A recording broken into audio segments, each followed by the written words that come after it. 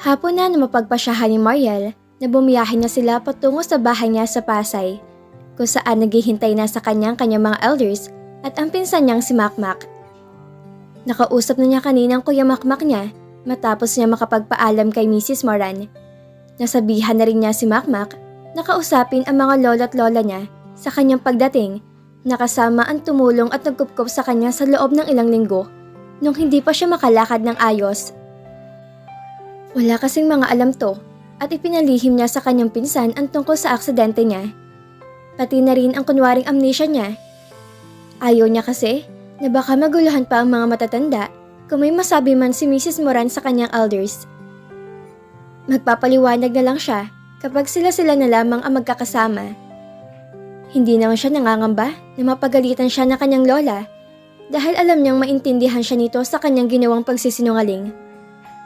Bago sila umalis sa masyon ng mga Moran, ay nagtaka pa ang ginang sa kanya dahil wala man siyang binitbit na kahit na anong gamit. Kung ano lamang ang suot niya, ayun lang ang dala niya. Hindi mo ba dadalhin ang mga gamit mo, iha? Takang tanong nito sa kanya. Hindi na po. Nakakahiya na pong talaga kung aalis akong bitbit ko pa yung mga yun, tita. May mga gamit naman po ako sa bahay na magagamit ko. Paliwanag ni Mariel sa ginang. Pero binili ko yung mga yun para sa'yo. Hindi mo ba gusto yung mga binigay ko sa'yo? Kaya iwan mo na lang? May bahid na pagtatampong tanong ni Mrs. Moran. Naku, hindi naman po sa ganun, tita. Nakakahiya lang po talaga. Pero kung gusto mo pong dalhin ko po mga binigay niyo sa akin, ay sige po, dadalhin ko na rin po. Sandali lang po't kukunin ko. Nagmadali si Mariel na bumalik ng kanyang silid at inilagay sa malaking bag ang mga binigay sa kanya ng ginang na pinamili nila noong nakaraan upang hindi na magtampo to sa kanya. Ayaw niyang isipin ito na hindi mahalaga para sa kanya mga nagawa nito sa kanya. Pagbalik niya na bitbit ang isang malaking bag ay nakangiti na ang ginang sa kanya. Inutusan pa nito ang driver na kunin sa kanya ang dala niyang bag.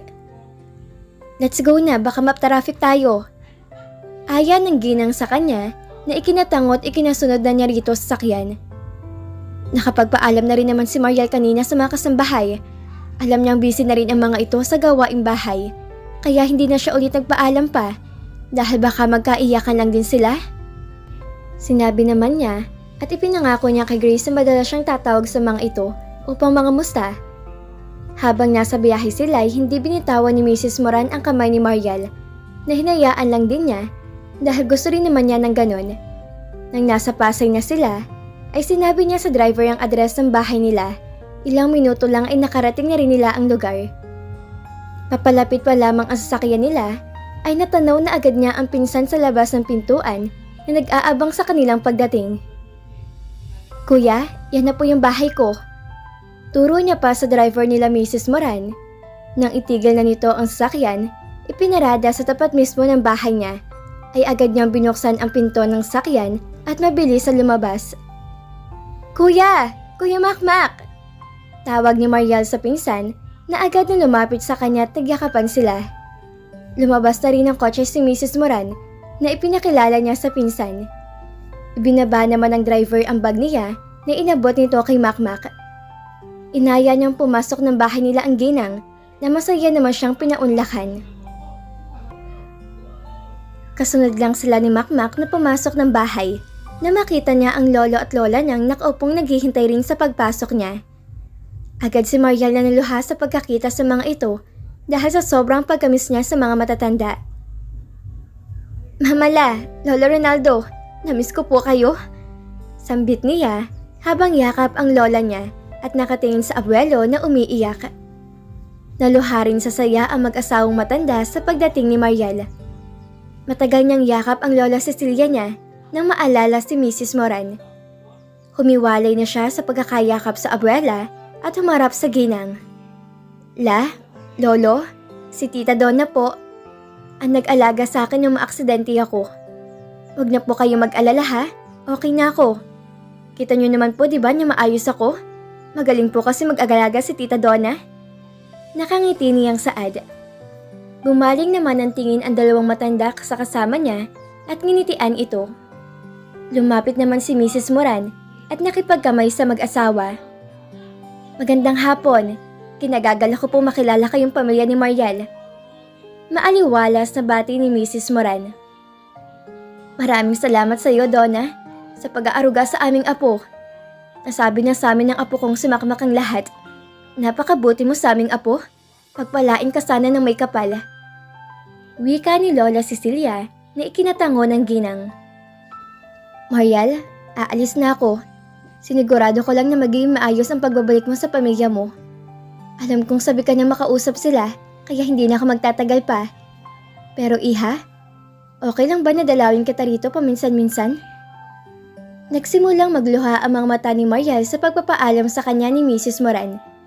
Dahil sa maiksiman ng panahong nagkasama sila ng ginang, ay napalapit na to sa puso niya. Thank you po ulit, tita. Sige po, wala pong problema. Ingat po kayo sa pag-uwi. Alagaan mo pong sarili mo, Tita Donna. Niyakap siya ni Mrs. Moran at bumitiw din agad. Nakangiting tiningnan siya ng ginang, ngunit halata pa rin na pinipigilan nitong maiyak. Naglakad na palayo sa kanila si Mrs. Moran na inihatid naman ni Makmak palabas ng bahay ang ginang. Nang makaalis na ang sasakyan ni Mrs. Moran, ay pumasok na muli ng bahay si Makmak at inilak ang pintuan ng bahay. Nakaalis na siya. Wika ni Makmak. Mabuti apot sa kanya-kanya punta. Napakabait na tao ni Mrs. Moran. Sigurado ka ba apo na magaling ka na? Opo, La. Kayo po, kamusta na po kayo rito? Hindi na po ba kayo ginugulo na maglolong atsensa? Tanong pa ni Mariel sa abuela. Hindi naman na. Pasalamat tayo sa Diyos, iha, at hindi tinuluyang ipapatay ni Jerome sa tauhan niyang pinsan mo. Hinayaan rin ni Don Crispin na makaluwas kami rito sa Maynila. Wika ng lola niya na ikinausal niya ng pagpapasalamat sa Diyos. Pero Mariel, huwag pa rin tayo magpakampante na okay na ang lahat. Dahil tulad nga ng nasabi ko na sa inyo, nagbantang apo ni Don Crispin na kapag nakita ka ay gagantihan ka dahil sa kumalat sa atin ng Cebu ang ginawa mong pagtakas sa kasal niyo dapat. Aning saad ni Makmak. Tama ang kuya Makmak mo apo, nagbanta ang Don Crispin. Kaya dapat ay mag-ingat ka pa rin. Tayo pala ang dapat na mag-ingat lahat. Hindi natin alam na baka hanggang ngayon ay pinababantayan pa rin kami ng tauhan ni Jerome na yon. Segunda ng wika ng lola niya.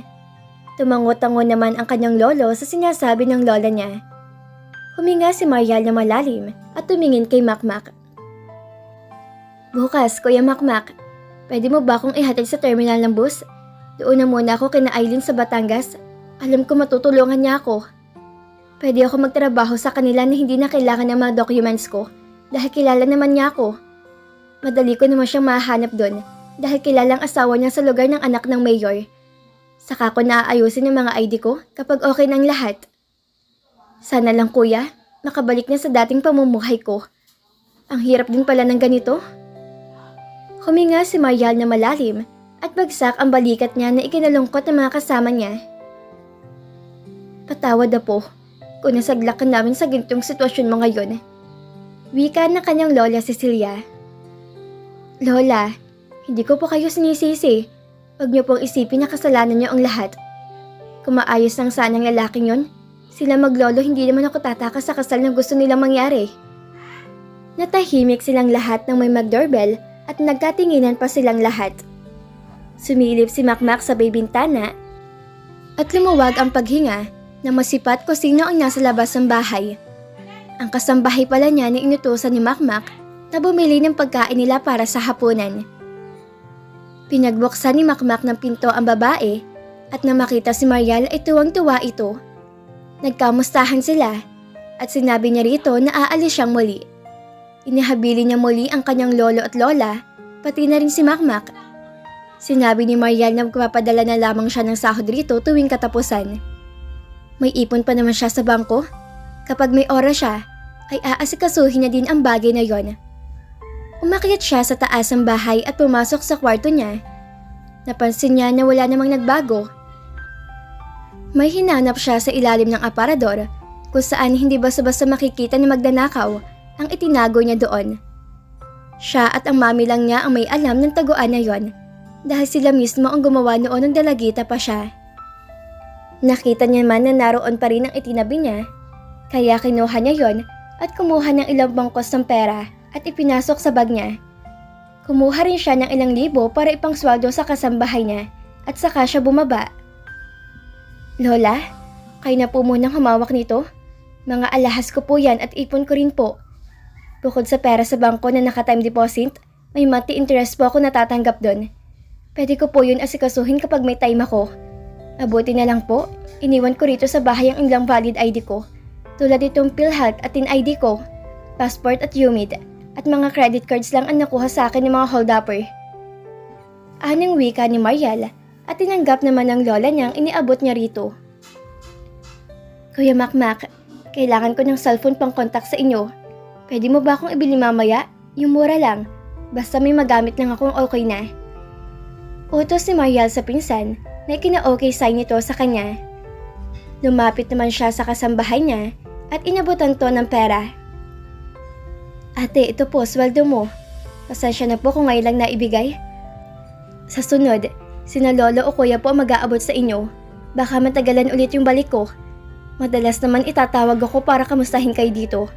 Kapag may kailangan ka, huwag ka mag-atubiling magsabi kay kuya o kay lola ha. Masaya naman na tinanggap ang ipinasweldo niya at tinanguan siya. Salamat rito, kailangan ko na rin kasi na magpadala sa amin sa probinsya. Sige, wala namang problema sa akin. Mababait naman ang pamilya mo, Mariel. Ani pang saad ng kasambahay niya. Nagsalo-salo sila sa hapagkainan habang nagkukwentuhan na mabanggit ng lola niya ang kanyang mommy na minsan na raw itumawag sa kuya niya at hinahanap siya nito. Pero sinabi daw ng lola niya na wala itong alam sa kung nasaan siya. Namiss ni Mariel ang mami niya, pero tiniis niya ang sariling wag na munang kausapin ng ina dahil ayaw niyang isipin pa niya nito at baka madamay pa siya sa kinakaharap niyang problema. Miss, saan ka? Tanong ng konduktor ng driver ng bus sa kanya. Alison naman ni Mariel na sinabi kung saan ang tungo niya at tinikita na siya nito. Nag-abot si Mariel ng bayad at sinuklian siya at saka lumapit sa ibang pasahero ng bus ng konduktor. Madaling araw pa lamang na magpahatid si Mariel sa kuya Makmak niya. Hindi siya iniwan nito doon hanggat hindi pa nakakaalis ang bus sa terminal. Hindi na nila ginising pa ang dalawang matanda nung umalis siya ng bahay. Alam naman din namang ito ang pag-alis niya dahil nakapagpaalam sila bago natulog. Hindi naman siya nakatulog dahil marami siyang naiisip kagabi. Ang pagbiyahe ni Mariel sa lugar nila Eileen, ang tungkol kay Jerome at kasama na roon si Liam. Huli niyang nakita ang lalaki nung dumalaw to sa sementeryo at nagkataon na nandun din sila at naalala niya pa kung paano siya niyaya ng mami ni Liam na sumama doon. Flashback. Magkasalo na nagtatanghalian sina Mariel at si Mrs. Moran nang maalala nito ang manugang dahil sa ulam na nakahain sa lamesa na inihanda ng kanilang mayordoma. Nakatingin to kay Mariel dahil napansin niyang gustong-gusto nito ang baked talong at steamed fish na lapu-lapu na paborito na Almira noong nabubuhay pa. Madalas request ng manugang sa kanya noon ang putahe na yon na ipahanda sa hapagkainan kahit walang okasyon. Tita, bakit po? Tanong ni Rebecca na mapansin niya ang titik sa kanya ng ginang na halos maiyak na dahil sa pangungulap ng luha sa mga mata nito. Pinigilan naman ni Donya ang pagbagsak ng luha ng kanyang mga mata at nginitian si Rebecca. Wala iha. Sige lang, kumain ka pa at parang sarap na sarap ka sa niluto ni Lerma. Paborito mo rin ba yung steamed fish at baked talong? Natutuwang sabi ni Donna kay Rebecca. Siguro po, Tita Donna. Mahilig lang po ako sa seafood. Kapag po kasi laman dagat ang nasa ibabaw ng mesa, natatakam po talaga akong tikman o kainin. Pasensya po, Tita. Mukhang halos maubos ko ng steamed fish at ang baked talong. Masarap po kasing talaga. Nahihiya niyang saad sa ginang. Ay nako, wag kang humingi ng pasensya, iha. Sige, kumain ka pa. Ubusin natin yung pagkain na nasa lamesa. Iniabot pa nito kay Rebecca ang baked talong na tinanggap naman ni Rebecca. Thank you po, Tita. Kayo din po, kumain po kayo. Ito, Tita Donna, masarap ang pagkakastim ng lapu-lapu. At si Mariel naman ang nag-abot ng ulam para sa ginang na nakangiti na sa kanya. Salamat. Alam mo ba, Rebecca, na paborito na Almira mga putahe na yan. Naalala ko sa'yo yung manugang ko. Dahil tulad mo, mahilig din siya sa seafood. Mamaya bibisitahin ko ang puntod niya. Gusto mo bang sumama? Hindi naman tayo magtatagal. Gusto ko sanang ipakilala kita sa kanya kung papayag ka. Ngayon ko lang napansin na may mga similarity pala kayo ni Almira. At pareho kayo ng mga mataiha. Kaya naman pala. Aning saad ng ginang. Sige po tita, sasama po ako para hindi rin po ako masyadong mainip at makagala naman po ako kahit saglit. Natatawang wika ni Marial sa ginang. Alas 4 ng hapon nang ayain na siya ni Mrs. Moran na umalis kasama si Grace. Nasa loob ng van na sila nang mapansin ng ginang na medyo mainit sa oras na yon, kaya nagpunta muna sila sa mall pero hindi na siya pinababa ng sasakyan at pinaghintay na lamang siya ni Donna sa sakyan kasama ang driver. Inaya naman ito si Grace na sumama. Wala mang isang oras ay nakabalik na rin ang mga ito na may bitbit na pinamili at may bulaklak na rin daladala si Grace. Mag-aalas 5:30 na makarating sila sa sementeryo at tulad nga ng sinabi ni Mrs. Moran ay pinakilala siya nito kay Almira. Saglit silang nagdasal para sa kaluluwa nito at hindi pa sila nagtagal doon nang dumating naman si Liam. Nagulat si Marian na makita niya ang lalaki at nagtama ang kanilang paningin. Nahihiya siya rito, kaya nag-iwas na rin siya ng titig sa mga mata ni Liam at nagpaalam sa mami nito na mauuna na sa sakyan. Nasa sakyan na sila ni Grace na mapansin nito na may iniisip siya. Bakit tahimik ka na naman? Ano na naman bang iniisip mo? Nakita mo lang si Senyorito Liam na tameme ka na?